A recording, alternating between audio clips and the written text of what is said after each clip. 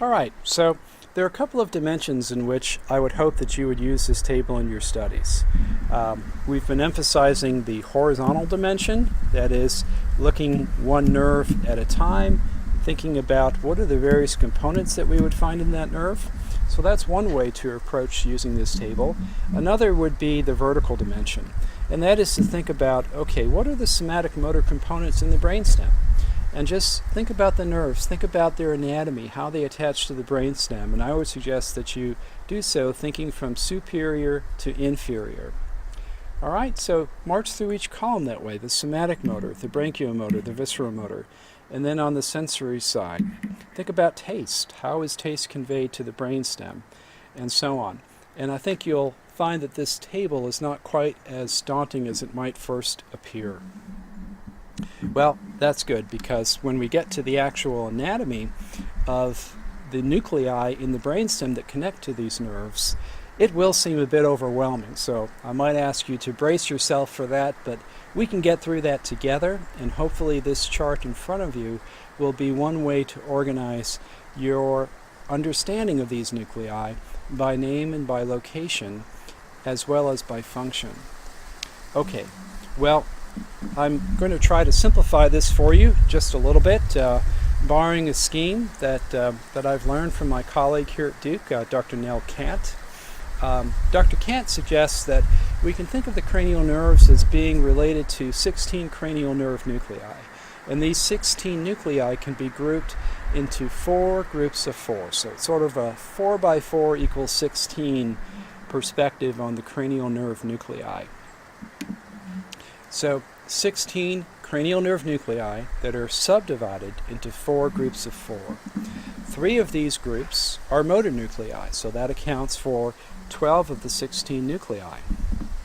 There are 4 somatic motor nuclei, 4 branchial motor nuclei, and 4 parasympathetic motor nuclei to talk about.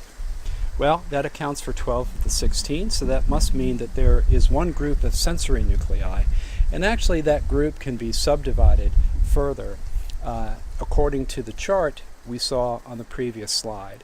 But to make this 4 by 4 framework stick, I think it might be helpful just to avoid thinking about that subdivision at the moment and consider 4 groups of 4 nuclei, 3 motor and then 1 group of sensory nuclei.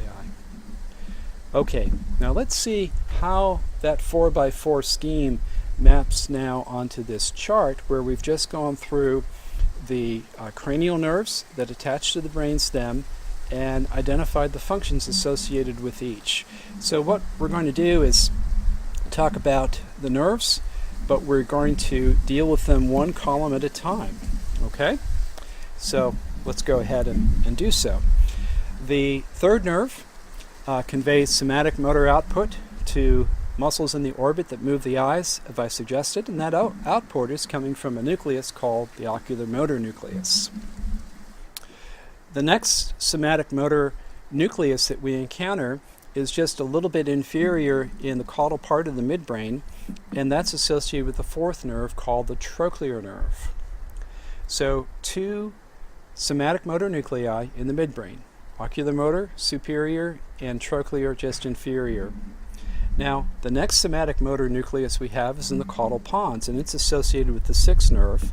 It's the abducens nucleus. And then the final somatic motor nucleus, the 4th of that first group, is down in the medulla, in the upper part of the medulla associated with the roots of the 12th nerve, and it is called the hypoglossal nucleus. So there's our first group. There's our first 4 nuclei associated with somatic motor control. Now, for branchial motor, we have the trigeminal motor nucleus. It's the motor nucleus that grows out the motor axons in the trigeminal nerve. And this supplies for motor output to the muscles of chewing or of mastication. The 7th nerve, the nucleus there is called the facial nerve. And that nucleus is responsible for governing the muscles of facial expression. Okay, so far so good. We've identified 6 cranial nerve nuclei, and the names of these nuclei all match the nerve that they contribute to. Well, that won't always be the case, as we're about to see.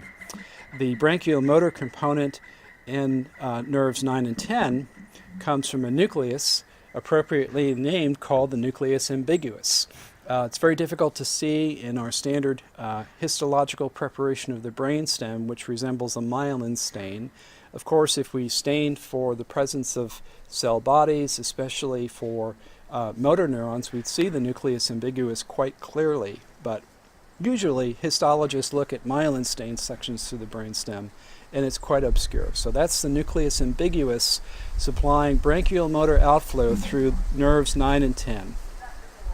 The branchial motor outflow through nerve 11 comes from the accessory nucleus in the upper cervical segments of the spinal cord. All right, what about the 4 parasympathetic nuclei? Well, beginning with nerve 3, there is a contribution that is responsible for the constriction of the iris. That comes from a nucleus called the Ettinger-Westphal nucleus, which sits just superior and a little bit lateral to the ocular motor nuclei up in the midbrain at the level of the 3rd cranial nerve. The next place where we have parasympathetic outflow is associated with nerves 7 and 9. And that outflow comes from a set of nuclei that we call the salivatory nuclei. Now, we could subdivide them into a superior, a superior and an inferior group, but to keep this 4x4 scheme going, we'll just collectively consider them the salivatory nuclei.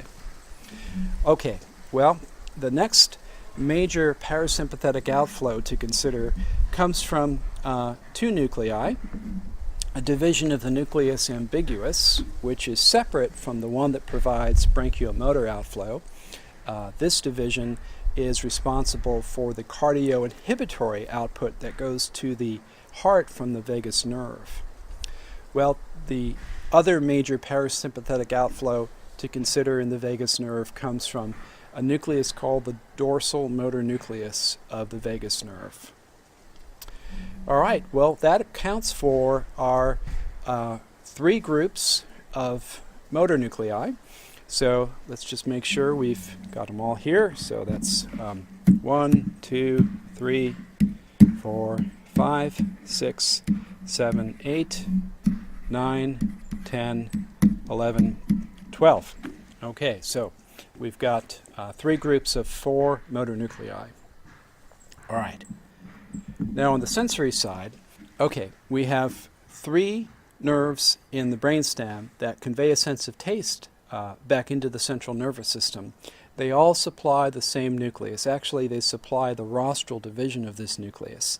The caudal division of the nucleus is the recipient of the general visceral sensations that are involved in regulating our cardiac rhythms, our blood pressure, and our respiratory rhythms.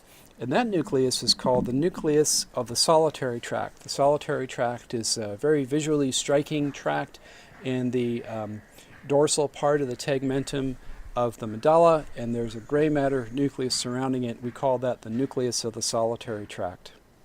So notice there are 2 divisions of it, and as I mentioned, the rostral division is concerned with taste. The caudal division is concerned with visceral sensation. Our general somatic sensory system is again conveyed via multiple nerves, but to one nuclear complex, and that nuclear complex is the trigeminal nuclear complex.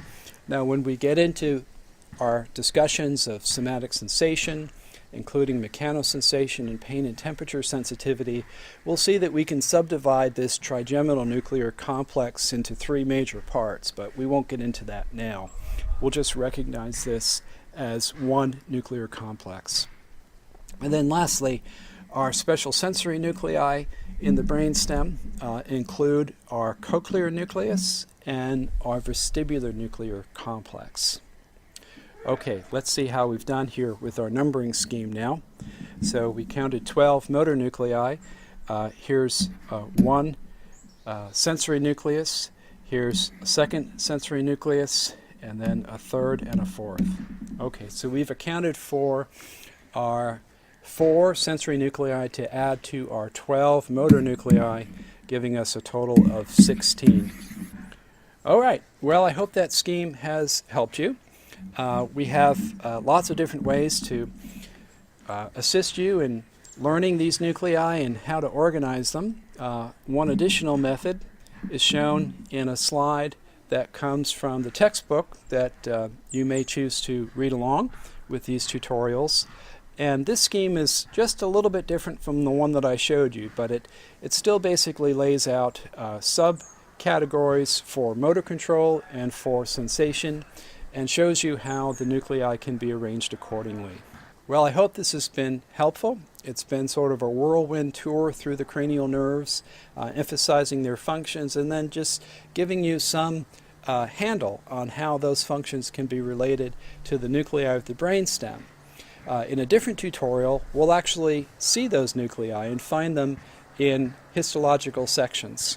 So that will be forthcoming, but before we get there, see if you can't rehearse a little bit in your own mind this 4x4 scheme for mapping the functions of the cranial nerves to the nuclei of the brainstem. I'll see you next time.